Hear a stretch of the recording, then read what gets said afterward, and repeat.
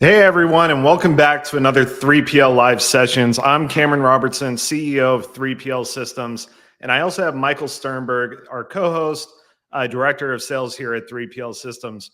Mike, we've been absent for a few weeks. What's been going on?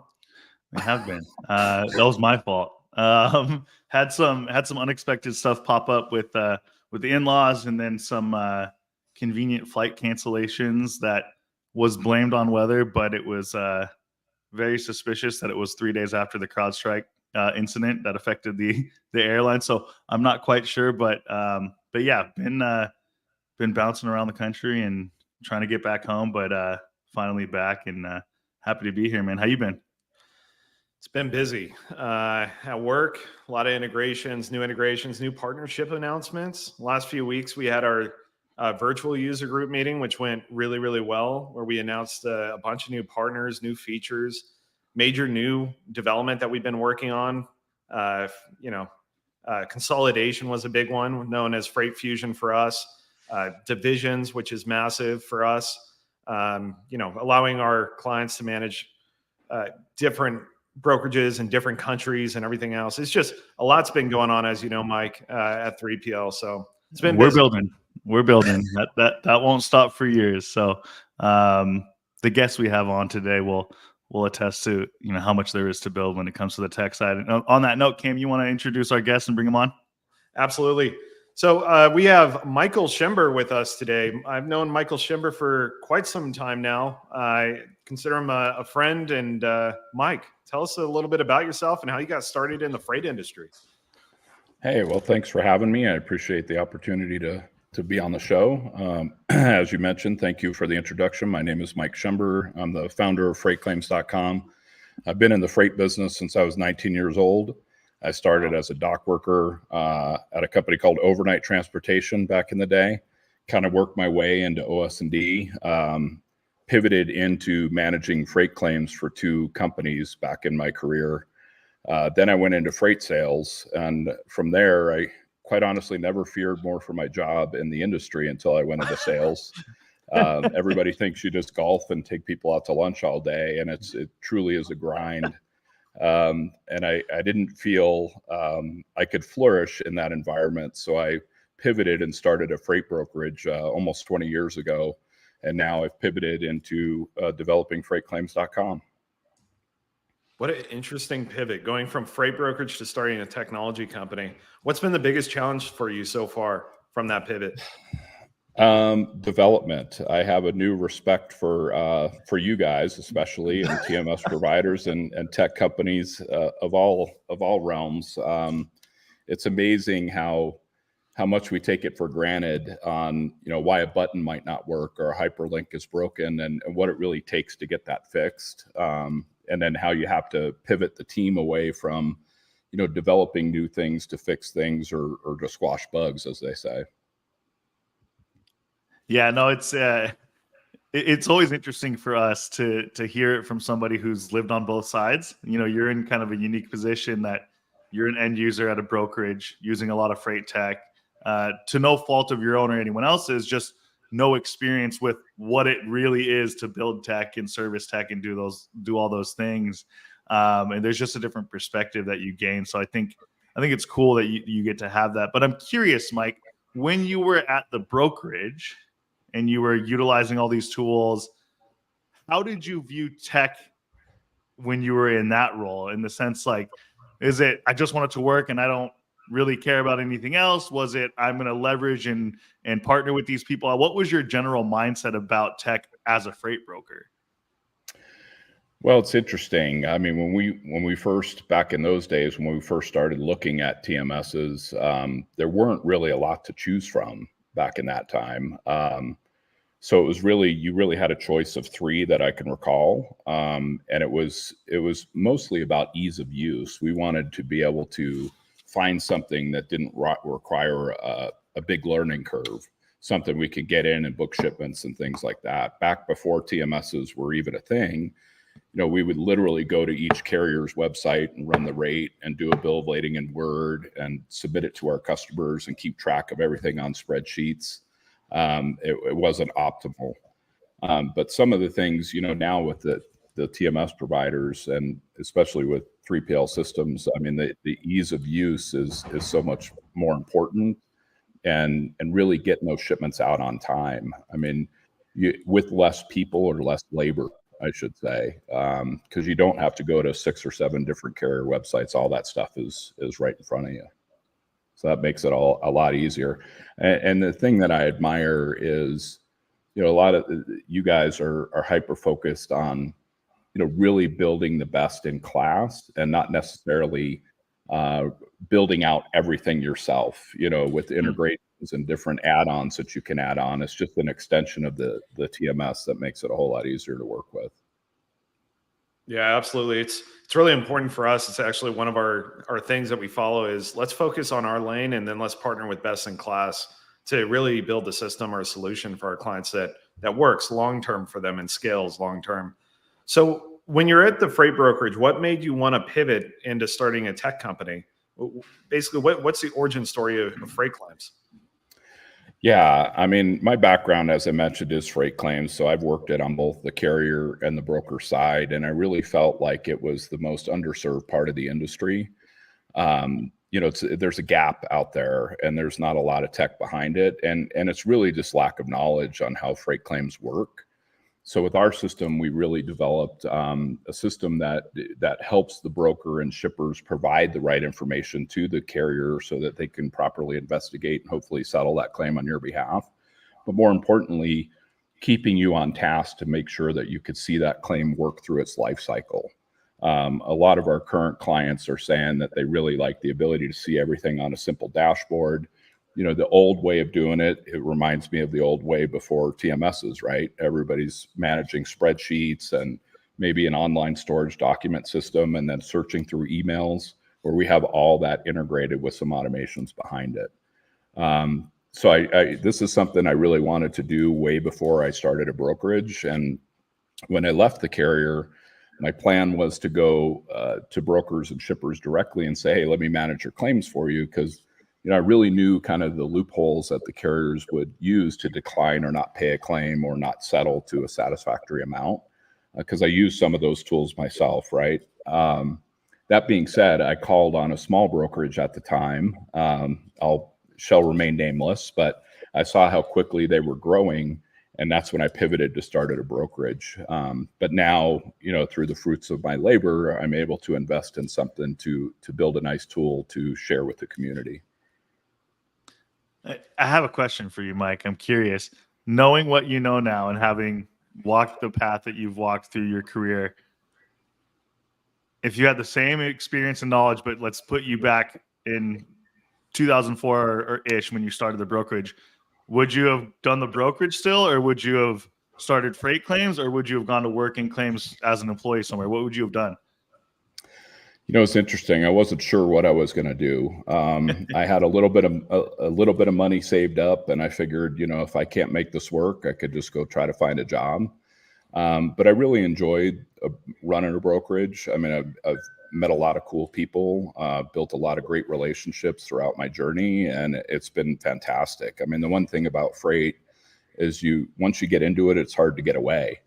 Totally. And it really, you find your way back into it. And I always, I joke with a lot of the carrier guys that I know that, everybody loves to hate a broker, especially on the carrier side, until they need a job. And then they typically go find a job at a brokerage somewhere. Brokers, I think, really have that tech that a lot of the smaller carriers don't have. The carriers have certainly caught up over the last maybe decade or so. But in the beginning, a lot of them were on tech from the 80s, and some still, frankly, are. A lot still are for sure. Yeah. So I think it's, I like the innovation on the brokerage side, and you're seeing all these tech startups come into our space, and it was really ripe for some technology. And I like to see that, freight, as they always say, freight is the backbone of the economy. If the trucks aren't moved, everything collapses. So I really enjoy the tech side too, because I do think we're filling a gap that has been sorely missed. Yeah, it's really, you learn so much through what you're doing. Like, I wish I had X when I was doing it. That's kind of why Freight Claims is here, right? This is what you wish you had when you were running American Group. When I know you still are, but with the brokerage. And so, if I were to ask you, Mike, kind of, what are you guys doing? I know you guys got a nice UI and all these dashboards, but I think it's important. One of the things that you bring to the table for Freight Claims is your knowledge base and your understanding of all the rules. And we've talked a little bit about kind of the stuff that you guys are building out for people to be able to access all that stuff. What are you guys doing to help people with claims other than, I don't want to call them the obvious things, but like, I've seen your guys' UI. It's awesome. It's great. It makes it simple to use, but I know there's more to it. So can you tell us a little bit more about what you guys are doing at Freight Claims to help with that? Yeah. So one of the things we're doing is we're really helping with communication with the carrier and teeing up those expectations between both parties, right? It's real easy to say, oh, the carrier damaged my stuff, I need $10,000. It's another to sit there and mitigate the loss and really understand the true measure of damage as it relates to claim settlement. Just as much as the carrier has obligations to the shipper or their customer, the customer does as well. I mean, you do have a duty to mitigate. Those are things that we help, how we design the software to help facilitate that communication. And also provide different letters and email templates that can communicate those expectations back and forth. But it's really a two-way street. The one thing I always say about Freight Claims is it's a very emotional topic. You really have to take the emotion out of it and look at the facts. Was there a notation at time of delivery? How bad truly is that damage? The example I give is, you're parked at a grocery store and the cart rolls into the side of the door and it scratches your car. Your insurance company isn't going to buy you a new car. You have a duty to mitigate and get that damage repaired when it's deemed that it can be repaired. You have that obligation to do that. So as a claimant, your obligation is to mitigate that loss to the lowest dollar amount. I've seen some crazy claims out there where the drum of oil doesn't get delivered to the warehouse in time and they lose productivity and they expect the carrier to pay, $5 million in lost revenue. That's not anything that a carrier is liable for. Right. That is an example of special damages, and that is not something that a carrier would be liable for unless it was agreed to in writing before they took possession of that freight. So with freightclaims.com, we help facilitate and educate the expectations behind freight claims and the rules and laws behind it. Got it. Yeah, that makes a lot of sense. So question for you, in the communication with the carrier, obviously, I don't think any carrier is ever going to create a claims API where you can easily submit claims to them. How are you planning on, or if you already have done it, how are you going to automate the claim process and communicating it to the carrier? So once the claim is created, how do you handle that? Yeah, right now it's an email submission to the carrier with all the documentation and the claim form. So we produce a claim form for you that's automatically spun up when the claim gets entered. We are working through the NMFTA Digital Council to kind of prioritize that API. I know nice. Freight Claims is on their list, but it's at the bottom of their list.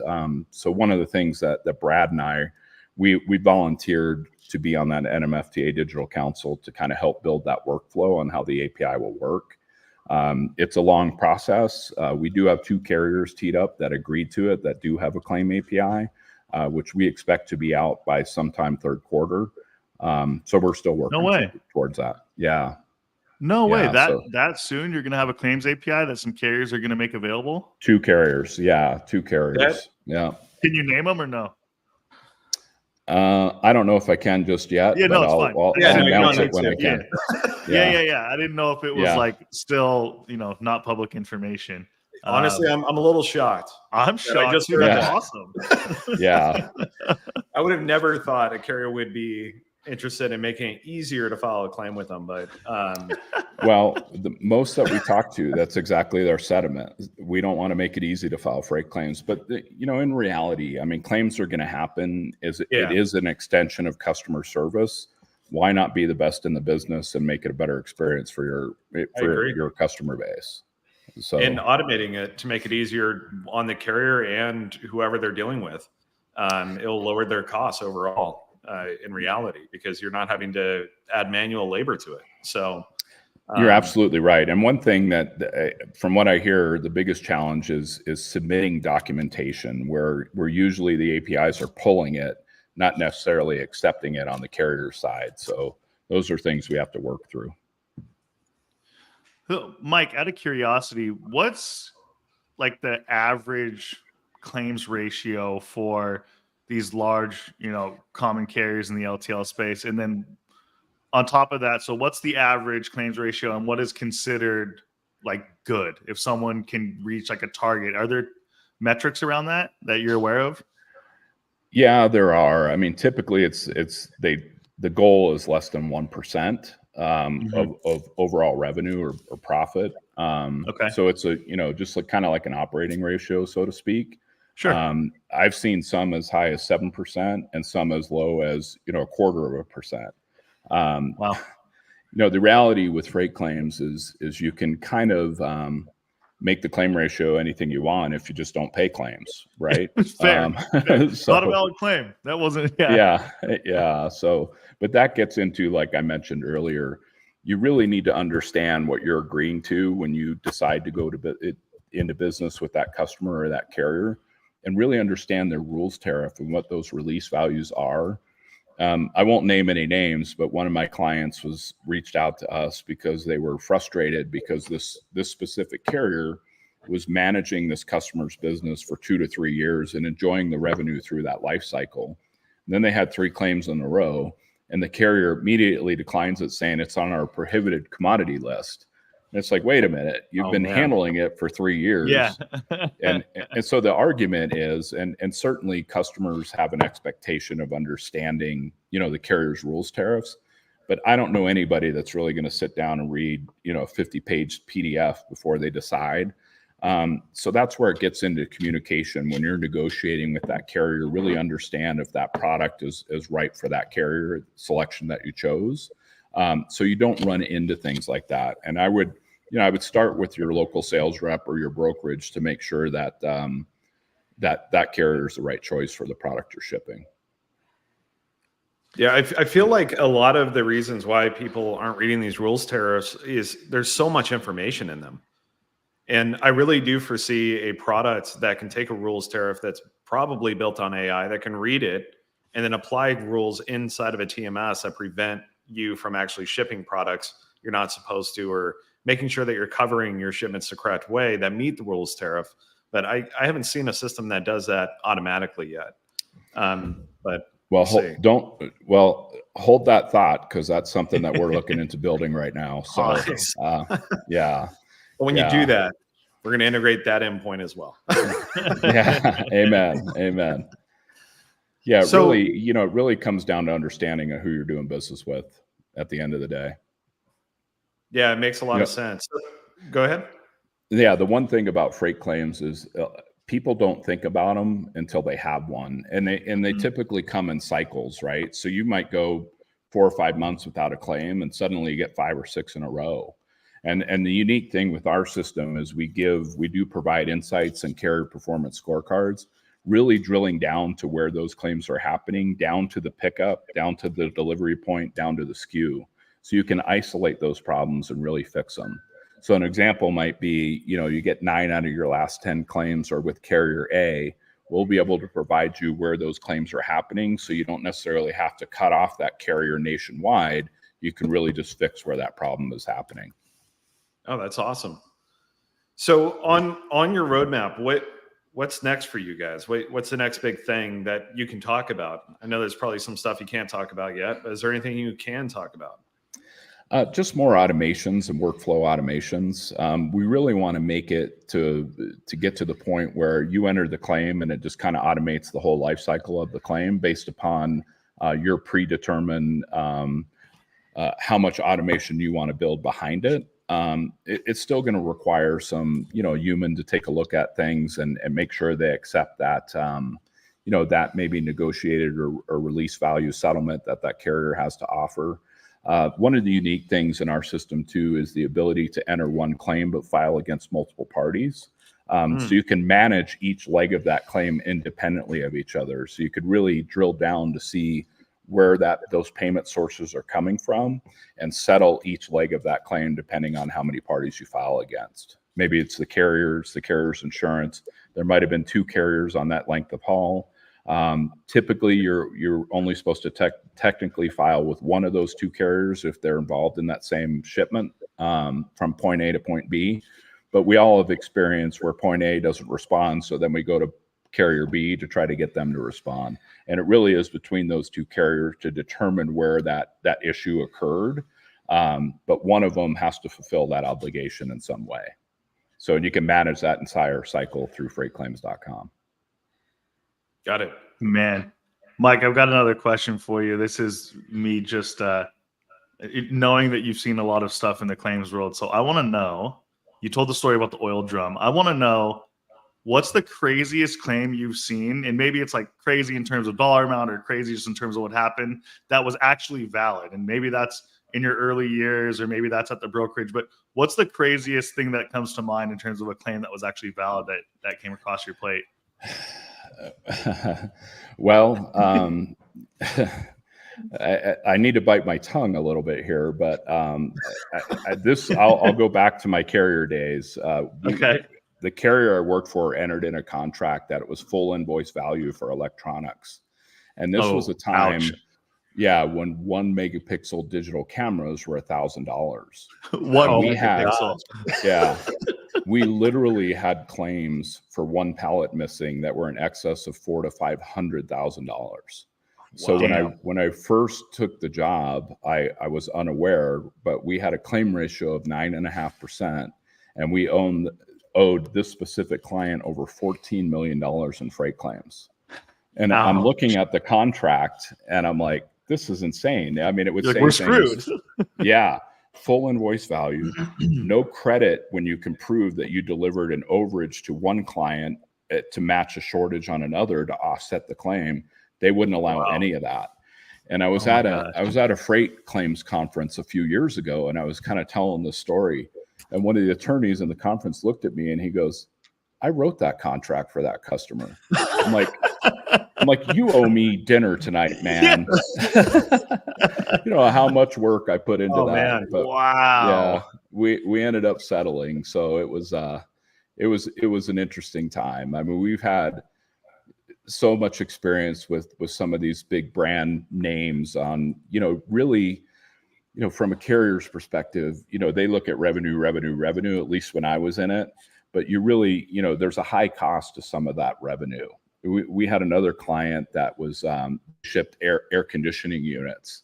And then they said that they would never, any claims that were resulted from damage on those AC units had to be filed by the contractor that was installing that unit on the residential house. So you literally had, 3 fins pushed in and they would want a $6,000 claim. Meanwhile, this shipper would just put an AC unit on a pallet with shrink wrap with no protective box or anything to protect it at all, no protective packaging.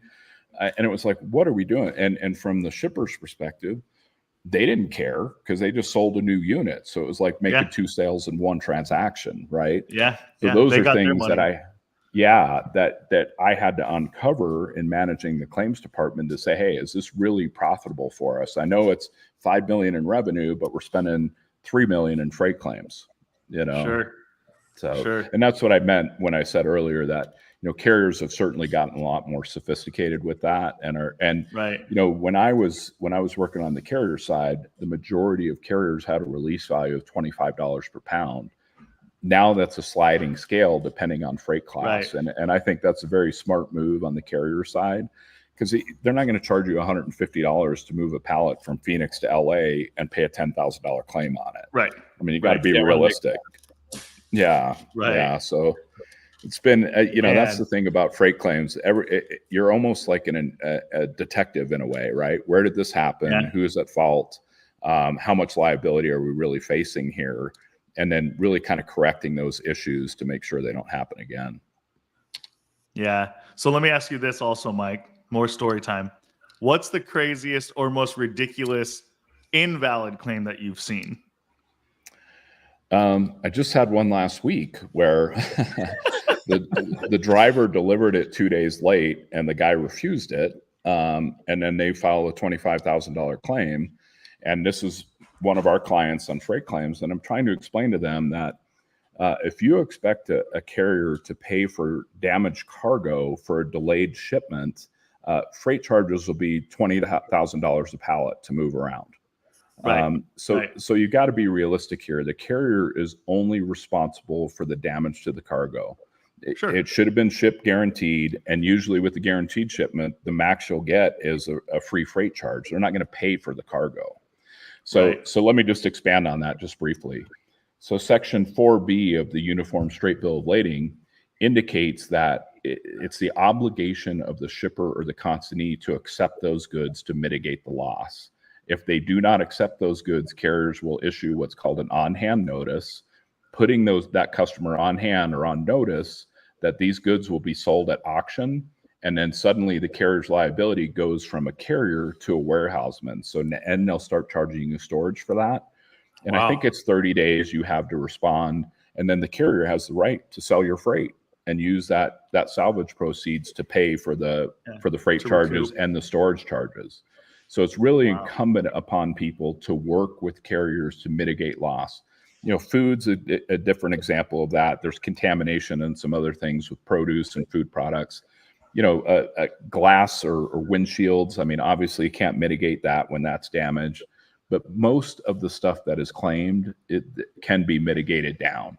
I also see people requesting excessive labor charges for repair. I want $600 an hour plus $1,000 travel time, and he stayed at the Four Seasons Hotel while he was there as an engineer to fix this stuff. I mean, that stuff is referred to as special damages, which is not claimable. And I actually told a customer one time, if you're paying $500 an hour, here's my resume, man. I want a job. Yeah, right. I'll do it. So just be realistic with stuff, and what expectations you're setting for yourself. That's good insight, Mike. So, Mike, we're coming up towards the end here. One of the things we want to talk about as an organization is that we are going to be integrating with freight claims. What does an integration between a TMS and freight claims look like? If you could explain that to the audience.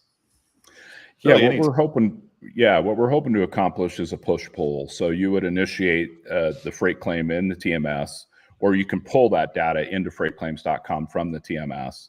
And then what we would provide back is claim statuses coming into the TMS. So on the broker side, not everyone on your team needs to have access to freightclaims.com. They will get updates. So as that claim updates, it'll push back under that shipment profile in the TMS, and ultimately helping you to provide you with, what's your claim ratio on that account based upon your gross profit versus what you may have paid on behalf of your brokerage to keep that client happy. And then what is your claim frequency, number of shipments versus claim filed? And I would caution to set some expectations with your customers. And I always advise these brokers, have a threshold of what claims you're really going to be involved in. The one broker I worked with, I told him $300 or less. Maybe you manage the claim on the customer's behalf. Anything above that, but anything below that is really incumbent upon the customer, because from my experience on the broker and many brokers I spoke to, those customers that pay you on 20 days also want to file $25 claims every 2 weeks, and it's so just annoying. Keeping you busy. Yeah, so you've got to set a threshold.